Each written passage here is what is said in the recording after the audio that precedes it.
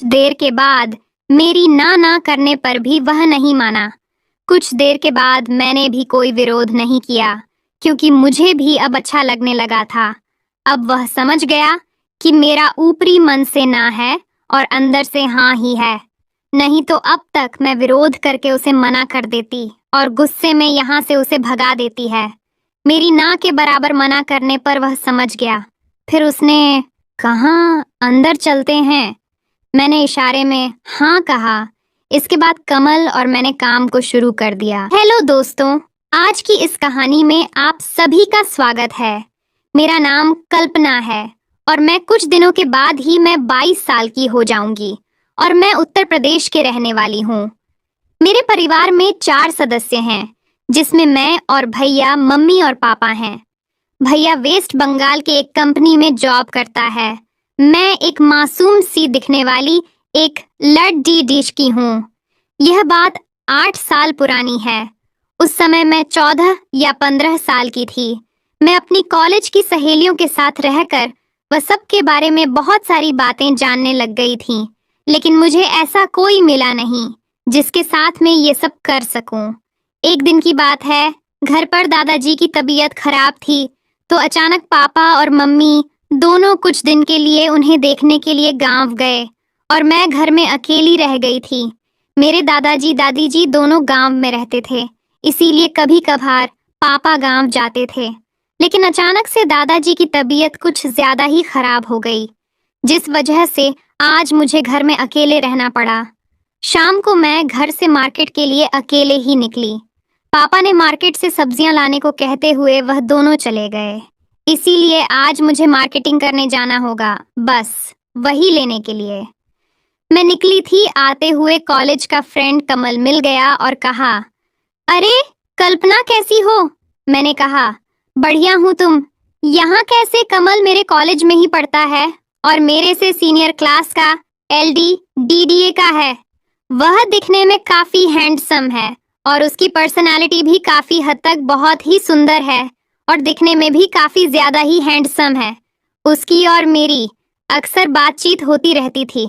उसने कहा, बस ऐसे ही एक दोस्त से कुछ काम था तो मिलने के लिए आया था। और तुम क्या करने आई हो? मैंने कहा, मेरा घर यहीं पास में है, बस मार्केटिंग करने आए थे। तो कमल बोला, चलो तुम्हें घर छोड़ देता हूँ। वह बहुत ही केयरिंग था और सबसे बहुत अच्छे से बात करता था।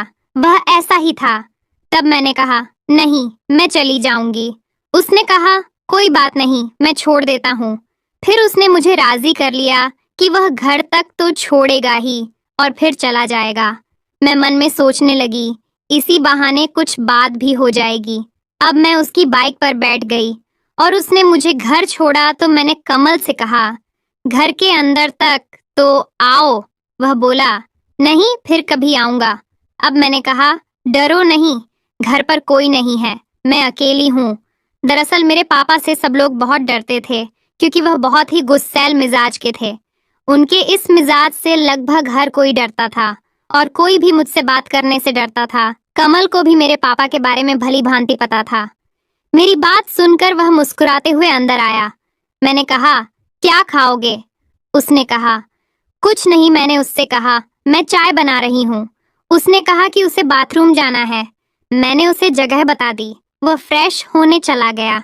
उसके आने से पहले ही चाय बन चुकी थी और बिस्कुट निकाल दिया था, पर वह अभी तक नहीं आया था। मैं बाथरूम की ओर गई। मैंने दरवाजा खटखटाने की कोशिश की तो दरवाजा खुला हुआ था। तब मैंने देखा तो उसे देखते ही मैं चौंक गई और बाहर आ गई। उसने मुझे देखा और वह भी हड़पटा गया। फिर वह बाहर आया और उसने कहा, सॉरी कल्पना, मुझे माफ कर दो।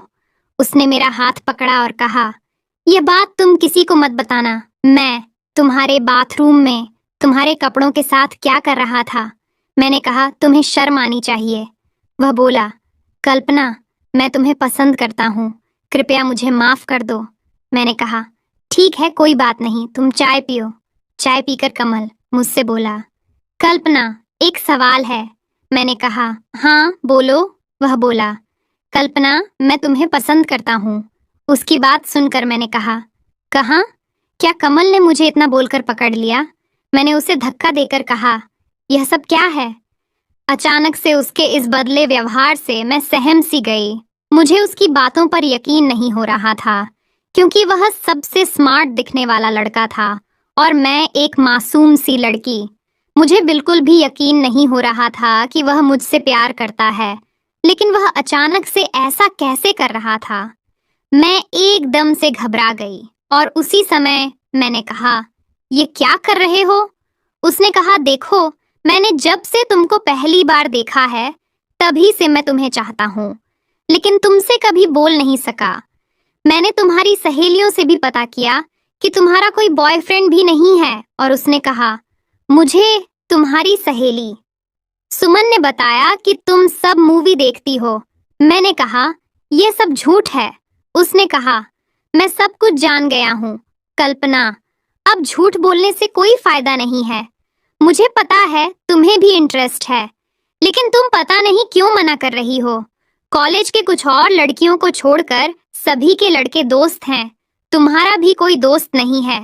कृपया कल्पना मान जाओ। कल्पना, मैं तुम्हें बेहद पसंद करता हूँ और तुम चाहो तो तुम्हें मूवी में बिना किसी चीज के एक्सप्लेन करके दिखा सकता हूँ। मैं ऐसा दिखाऊंगा कि तुम उसे चीज को बार बार देखना चाहोगी। वह पता नहीं क्या क्या बात कर रहा था, और तुम चाहो तो सुमन से अभी फोन कर पूछ लो। मैंने तुरंत गुस्से में सुमन को फोन लगाया और इधर उधर की बात करते हुए कंफर्म किया कि कमल कॉलेज में किसे पसंद करता है। तो उसने बताया, वह तुम्हारे पीछे है। और हाँ, मुझे माफ करना कल्पना, मैं भी धोखे से तुम उसे पसंद करती हो, यह बात उसे बता दी थी। यह बात सुनकर मैंने फोन रख दिया। अब मैं समझ गई कि कमल की बात सही है। वह मेरे पास आया और तभी कुछ देर के बाद मेरी ना करने पर भी वह नहीं माना। कुछ देर के बाद मैंने भी कोई विरोध नहीं किया, क्योंकि मुझे भी अब अच्छा लगने लगा था। अब वह समझ गया कि मेरा ऊपरी मन से ना है और अंदर से हाँ ही है। नहीं तो अब तक मैं विरोध करके उसे मना कर देती और गुस्से में यहाँ से उसे भगा देती है। मेरी ना के बराबर मना करने पर वह समझ गया। फिर उसने, कहाँ, अंदर चलते हैं? मैंने इशारे में हाँ कहा। इसके बाद कमल और मैंने काम को शुरू कर दिया। मुझे काम का आनंद लेने में काफी मजा आ रहा था और यह काम का अनुभव पहली बार हुआ था, इसलिए मुझे बहुत अच्छा लग रहा था और बहुत जल्दी जल्दी काम किए खत्म होने का नाम ही नहीं ले रहा था। किसी तरह से यह आखिरी में खत्म हुआ और हम दोनों ने राहत की सांस ली। फिर मैं कमल के लिए मैंगो जूस बनाया और उसमें कुछ काजू डालकर उसे दिया। उसने उसे पिया और कहा, अब जाकर मुझे अच्छा लग रहा है। आज तो मेरी पूरी ताकत खत्म हो गई थी। सच कहूँ कल्पना, तो मुझे बहुत अच्छा लगा। यह पल मैं हमेशा याद रखूंगा। फिर मैंने दोपहर के 2 बजे का खाना खाया और तभी उसने कॉल किया और हमारी बात शुरू हुई। उसने कहा, आज जो हमने साथ में टाइम बिताए, सच में कल्पना, मुझे बहुत याद आ रही है कि मेरे आंखों के नजरों के सामने आ रहा है। मन कर रहा है फिर से आ जाऊं। मैंने कहा, अच्छा जी, आपकी इंफॉर्मेशन के लिए बता दूं कि आज पापा का फोन आया था। वह आज घर नहीं आएंगे, क्योंकि दादाजी की तबीयत अभी अच्छे से सही नहीं हुई है। उन्हें अस्पताल में रखना पड़ा है, इसलिए वह अभी 9-10 दिनों के लिए वहीं पर रहेगा। इतना सुनते ही फागुन खुशी से उछल पड़ा और कहने लगा, सच में कल्पना, मैं तो यही सुनना चाहता था। और उसने कहा, कब रात हो और हम दोनों को यह कठिन समय काटना पड़े, हम दोनों ने जब तक रात नहीं हुए तब तक फोन में बात करते रहे, क्योंकि हम दोनों को इंतजार करना बहुत भारी लग रहा था। जैसे ही रात हो गई, वह मेरे घर आया और आज मैंने उसके पसंद का खाना बनाया हुआ था। हम दोनों ने साथ में मिलकर खाना खाया और आज के दिन को यादगार तो हमने बना ही दिया था। अब बारी थी रात की। वह आज मेरे घर में रुक गया और अपने घर में फ्रेंड के घर पढ़ाई का बहाना लगाकर बता दिया। और आज हमने ना ही समय का ध्यान दिया और ना ही किसी चीज का। आज तो बस हम दोनों को साथ टाइम बिताना है और बस बात होती रही। प्यार है ही ऐसा चीज कि कुछ नजर नहीं आता, कुछ भी नहीं। यही हमारे साथ हो रहा था। हम दोनों ने उस पल को बहुत से बारीकी से जिया। तो दोस्तों, वीडियो अच्छी लगी हो तो चैनल को सब्सक्राइब जरूर कर दें। मिलते हैं अगली वीडियो में। तब तक के लिए आप अपना ख्याल रखें।